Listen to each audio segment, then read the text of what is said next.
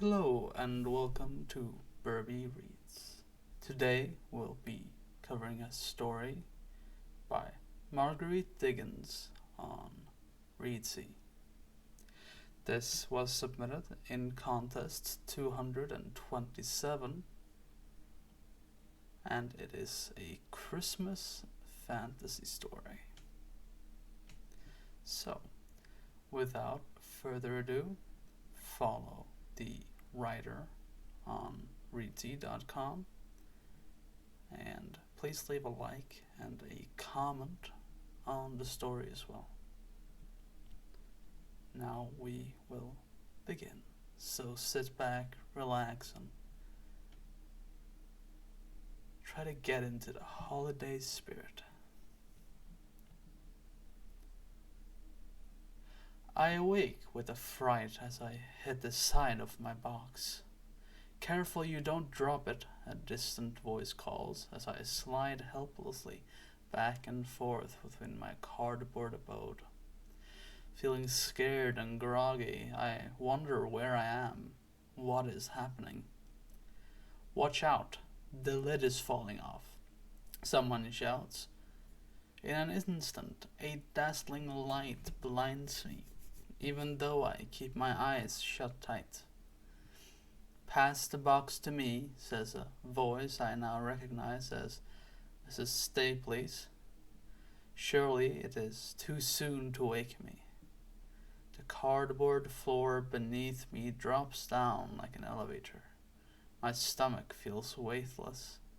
I gasp for breath, peek through half-opened eyes, and see the ceiling hatch recede as I descend in my open box into the hands of Mrs. Stapley.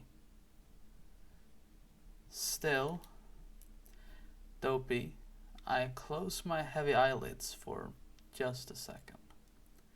Upon opening them, I realize I must have dozed off.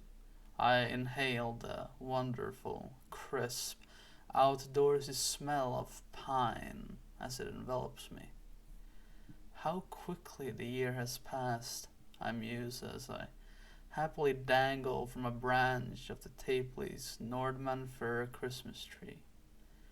I stretch and feel energized. It is exciting to be here again.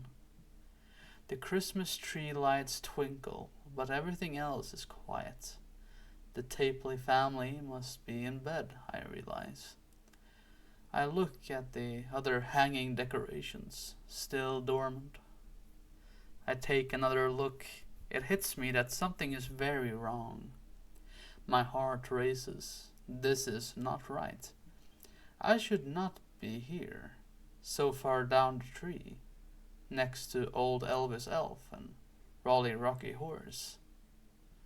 I am born to be up high. Frowning, I release myself from the wire hook holding me and, determined, start to climb upwards. The branches are strong and their dark green needles unusually soft. So I make steady progress, feeling happier the higher I climb. A smugness overtakes me as I slowly and stealthily move up, zigzagging past the gingerbread house, Red Robin, Candy Cane, and Cyril Squirrel. Careful not to wake them. I smile at the thought of soon being able to look down on everyone. Nearly there, I mutter to myself as I grasp one of the top branches and pull myself up. While taking a moment to look at the great view, I hear an awful crack and feel the branch giving way under me. Filled with dread, my heart thumps. I wobble, lash out, and grab hold of the nearest thing. It feels soft and silky. Oh no! There is an ear-splitting scream as I drag someone down by the hem of their satin dress. Down and down and down we fall. I think I am going to die. Fear paralyzes my vocal cords as we twist and bounce through the thick, bushy branches, colliding as we go with startled animals, frightened figurines, and shouting baubles. Bruised, battered, and scratched, I land with a thud on the carpet, together with a dazed Angel Bella. Tumbling down on top of us are Cyril Squirrel, Harry Hedgehog, White Snowman, Red Fox, and Sugar Mouse. All the tree is awake, cursing and screaming. What a ruckus. My survival instinct kicks in, and taking advantage of the chaos, I crawl out from under the hysterical angel and squawking animals and sneak behind the tin biscuits under the tree. Hidden from view, I watch as 4 Nutcracker soldiers and their captain appear on the scene. Quiet, the captain shouts, but nobody hears him. The arguing and shouting continue. The captain puts his rifle to his shoulder. I gasp. He fires twice over the top of the tree, causing me to flinch. There's an immediate hush. What is going on here? The captain inquires in a stern voice. I was pulled off the top of the tree. I didn't see who it was. Weeps a trembling Angel, Bella, her wings bent and dress torn. As I fell, I knocked my friends off their branches. I could not help it. That is true, squeaked Sugar Mouse. Who would do such a wicked thing? Asked the tree decorations, looking aghast at the thought. That's why I intend to find out. Nobody moves, bellows the captain. I suggest the villain makes it easy on himself and gives himself up. The decorations look at one another.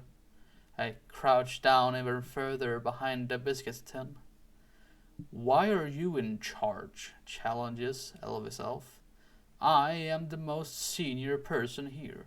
I have served 3 generations of the Tapley family.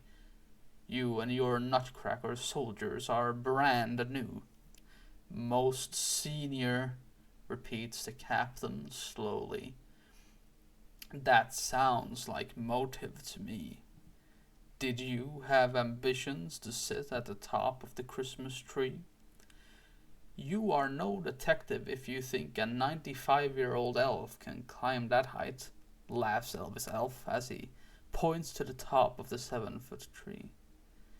Peeking out from behind my tin, I can see the captain is not laughing. In fact, with his scowling red face, he looks quite angry. Cyril Squirrel and Harry Hedgehog start chuckling. The captain turns on them. A 95-year-old elf is also too old to be in charge. Where were the 2 of you when the crime happened? I was asleep halfway up the tree. I like to stay hidden in between the branches, not exposed at the top, blurts Cyril Squirrel, shaking. I was brought tumbling down from the tree by Angel Bella and the unseen villain. So was I, whispers Harry Hedgehog. I like to bury myself in the foliage near the bottom of the tree. I was knocked onto the floor. The captain stares at the decorations. If the culprit does not come forward now, the death penalty will be imposed when I eventually find them. The decorations look horrified. My body starts to shake uncontrollably. What have I done? What will the captain do to me if I confess? Everyone will hate me. I decide I need to stay silent and duck down again. The captain waits, jaw clenched. It is soon clear to him that no one is coming forward. His beady eyes search for another suspect and settle on Red Fox. A cruel smile spreads across the captain's face. God sees Red Fox. All foxes are sly. He is obviously the culprit. Strip him of his red coat and black boots and tie him to the tree to face the firing squad. Blindfold him if necessary. Red Fox tries to run, but the 4 Nutcrackers are on him before he can shout crackers. It was not me, yells Red Fox. I love Angel Bella. We all do. His pleas are ignored, and I watch anxiously as the nutcrackers remove his boots and coat. I am ashamed of myself for being such a coward and not owning up, but I am frozen to the spot with fear. "Stop what you are doing immediately," hoots Mr. Owl bravely, looking down from his branch. "You have not got one shred of evidence. I will report you to Santa if you hurt one piece of fur on his coat. I am the wisest here. I will find the real culprit." All the tree decorations cheer and surge towards in the support of Mr. Owl. The captain hastily backs down, seeing that he is outnumbered and has lost command of the crowd. "Release Red Fox," he orders. "Let us see if you can do any better, Mr. Owl." He snaps. Angel Bella runs to Red Fox and hugs him tight. I let out a sigh of relief. Now, who would have most to gain if Angel Bella had an accident? Asks Mr. Owl. I cringe and put my head in my hands. "Sam Star would be the only one who could replace me at the top of the tree," remarks Angel Bella. "Everyone looks about for Sam Star." "Where is he?" she asks. "I am here," I say as I reluctantly come out of hiding. "It cannot have been Sam Star," observes Elvis Elf. "I can vouch for him.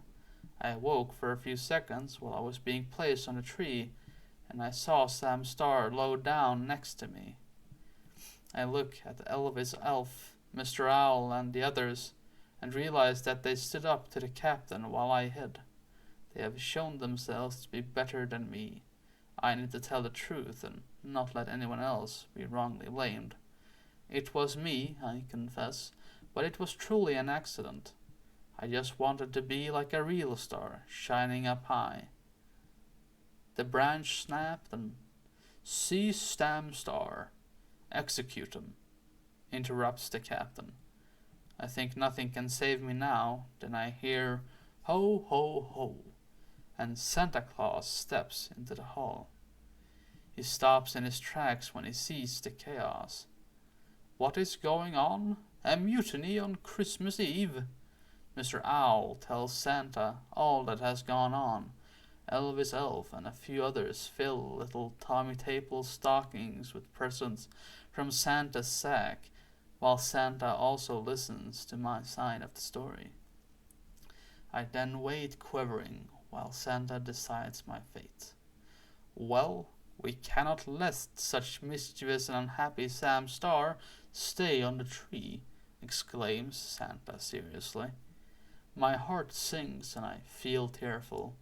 Santa then winks at me. "As a punishment, I shall have to send you up high into the sky to work with the other stars to light my way." I stare at Santa in disbelief. He must know this is a dream come true for me. "It is Christmas Eve," says Santa as he waves his hand, and with a whoosh, I feel myself shoot up into the sky. And here I am. So when you next look up at the night sky, see if you can spot me, the new star in the sky. That concludes today's story. This story, as said, was written by Marguerite Diggens on readsy.com.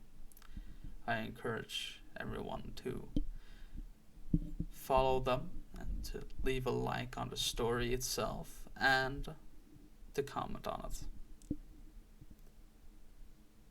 That is all. So I will now take my goodbyes. See you next time.